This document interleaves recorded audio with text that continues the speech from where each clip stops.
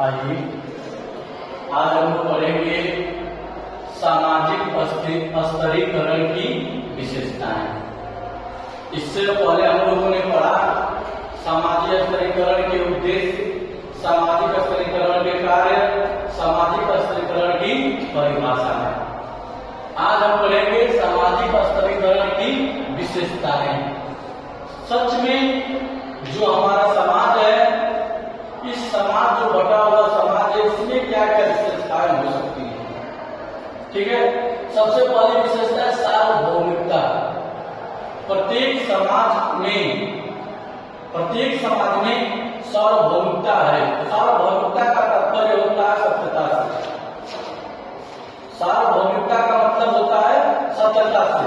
जैसे जो भी समाज बना हुआ है, उस समाज में कुछ न कुछ पहले से सत्यता से चलती आ रही है। जिस तरह से शुरुआत करते हैं यादव समाज से, उसमें क्या सत्यता है, उसका कार्य क्षेत्र क्या है, दूध बेचना। मूल रूप से है कि नहीं, यह सत्यता है कि नहीं। विश्वकर्मा समाज निर्माण करना, बनिया समाज ये ऊंचा और बेचना। यानी कि जो भी हमारे देश में समाज बने हुए हैं, उन समाज की एक सार्वभौमिकता है, उसमें दो राय नहीं है।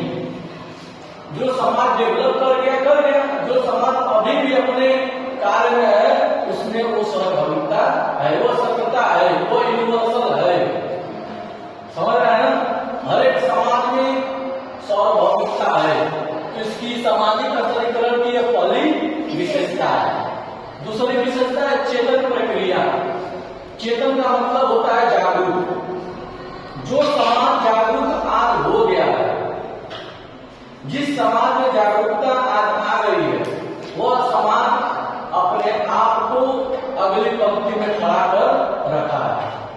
चाहे अपनी बुद्धि के बल पर, चाहे अपने विवेक के बल पर, चाहे अपने बल के बल पर, चाहे छल कपट के बल पर, जिस समाज में अगर जागरूकता आ गई है, उस जागरूकता के कारण उस समाज का बोलबाला आज चरम पर है कि नहीं।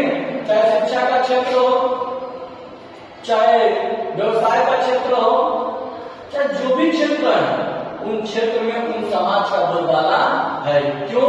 क्योंकि उस समाज में जागरूकता उत्पन्न है।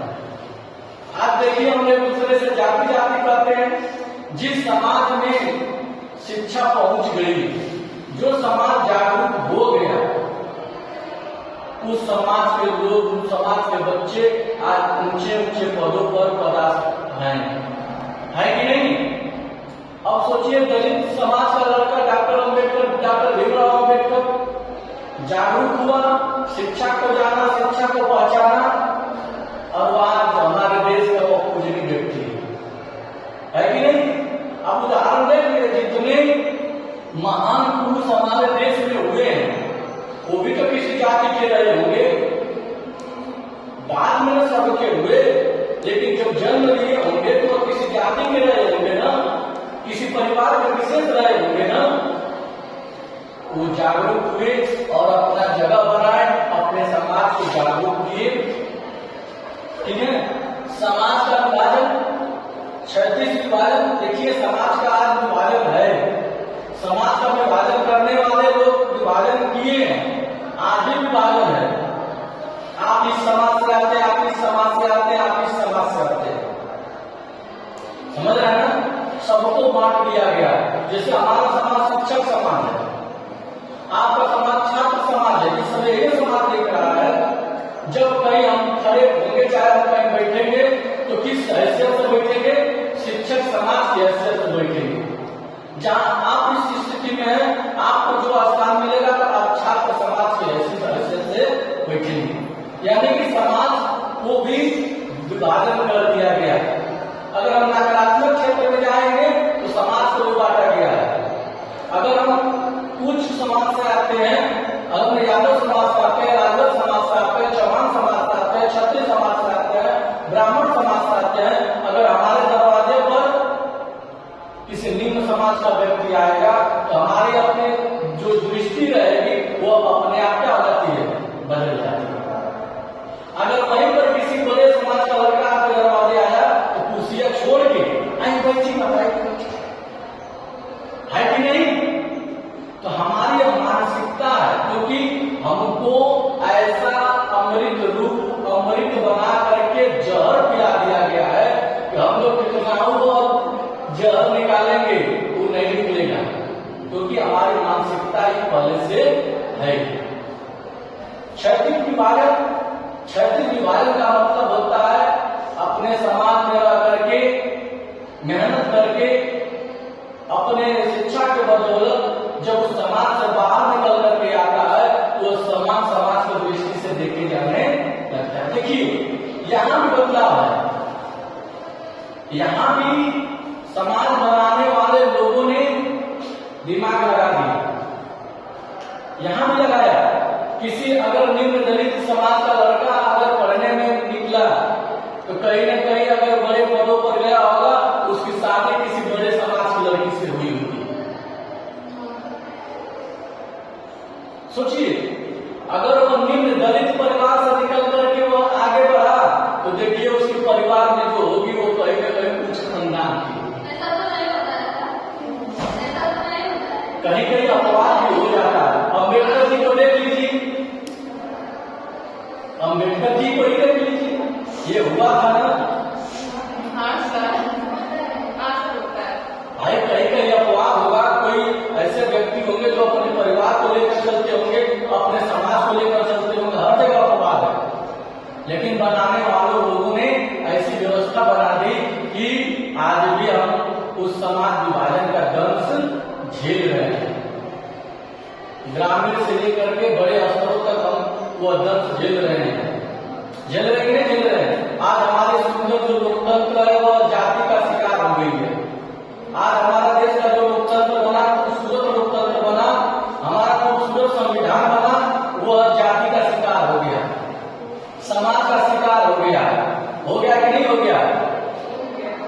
और ये लोकतांत्रिक जब पर्व होता है, इस लोकतांत्रिक में हम लोगों को चुनने के लिए आजादी होती है कि एक अच्छे निपुण एक अच्छे व्यक्ति को चुनना है, लेकिन समाज और जाति का बंधन देख करके हम गलत का निर्णय कर लेते हैं। करते हैं कि नहीं करते हैं? तो यह किसका दंश है? बनाने वाला का दंश है। उसने अमृत बना करके उसमें जहर डाल दिया और हम उसको पी लिए हैं और जल्दी वो निकल नहीं रहा। अगला क्या है?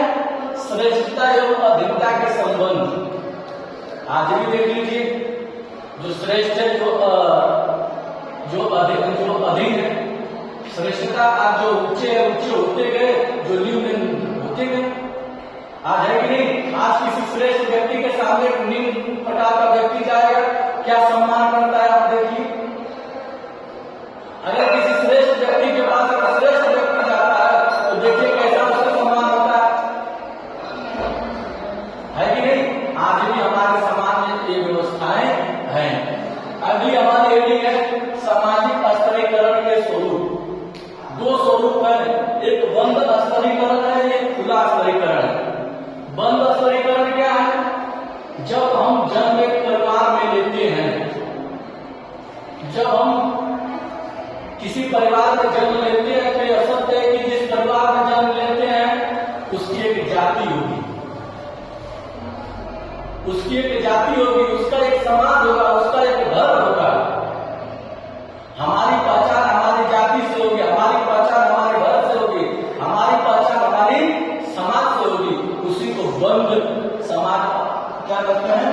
बंद स्तरीकरण कहते हैं, क्योंकि वो पहले से मानसिकता बना दी गई है, पहले से ऐसी मानसिकता तैयार कर दी गई है कि आप इस घर से रहो, आप इस परिवार से आते हो। आप देख लीजिए, अगर यह व्यवस्था नहीं बनाई जाती तो क्या किसी मंदिर का पुजारी एक चमार दलित व्यक्ति नहीं हो सकता है? बोलिए, क्या किसी मंदिर का पुजारी चमार दलित व्यक्ति नहीं हो सकता है? क्या मुसलमान नहीं हो सकता है? क्या गौड़ नहीं हो सकता है? क्या राजभर नहीं हो सकता है? क्या यादव नहीं हो सकता है? क्या चौहान नहीं हो सकता है? क्या तेली नहीं हो सकता है? नहीं, क्योंकि हमारे समाज में बंद स्तरीकरण है, हमारे समाज में बंद स्तरीकरण है, क्योंकि हमको निर्धारित कर दिया गया है कि आप किसी भी मंदिर के, किसी भी मठ के मालिक नहीं हो सकते। उसी को बंद स्तरीकरण कहते हैं। समझ रहे हैं? ये व्यवस्थाएं बना दी गई है कि नाव भी हम तोड़ने के लिए चलेंगे हम खुद टूट जाएंगे। सोचिए, बड़े बड़े विंध्याचल जी मंदिर, अयोध्या जी का मंदिर, तमाम प्रकार के बड़े बड़े मंदिर है। उस मंदिर के जो मुख्य पुजारी होंगे, आप याद करें, क्या मुसहर जाति का होगा, क्या डोम जाति का होगा? बोलिए। तो यह बंद स्तरीकरण है। बंद स्तरीकरण जो कहते हैं, जन्मजात जो चीजें हमको मिली है उसी को बंद स्तरीकरण कहते हैं। क्योंकि अगर हम चमार रास्ते में चलते हैं तो चमार कहा जाता है। समझ रहे हैं? क्यों? क्योंकि उनकी भावनाएं बंद स्तरीकरण से भरी हुई है। ये बात आप कुछ बना करके नहीं कर रहे, किताबें बात कर रहे हैं। तो ये बड़े पर लेगा नहीं कि सर बहुत आगे कर रहे हैं। दूसरा क्या है? खुला स्तरीकरण। खुला स्तरीकरण व्यक्ति की योग्यता से पहचान होती है। किससे पहचान होती है? उसकी योग्यता से पहचान होती है, उसके व्यवसाय से पहचान होती है, उसके धन दौलत से पहचान होती है। खुला स्तरीकरण क्या होता है? उसकी योग्यता से पहचान होती है, उसकी धन दौलत से पहचान होती है, उसके व्यवसाय से पहचान होती है। उसमें कोई जन्मकरण नहीं देखा जाता है। पैसा की कोई जात होती है? पैसे की कोई जात होती है? नहीं। यह खुला स्तरीकरण है। सोचिए, विचार करिए, यह हमको सोचना है और सोचना पड़ेगा। क्योंकि जब शिक्षित समाज नहीं जब तक आगे आएगा तब तक हमको ये सारे दंश झेलने पड़ेंगे। और जिस दिन हम उस शिक्षा को प्राप्त कर लेंगे, जिस शिक्षा वाला बुद्ध अम्बेडकर साहब ने पी रखी थी, उन्होंने बहुत प्रयास किया कायदा पाटने की और पाटा भी। ठीक है? आज इतना ही। धन्यवाद।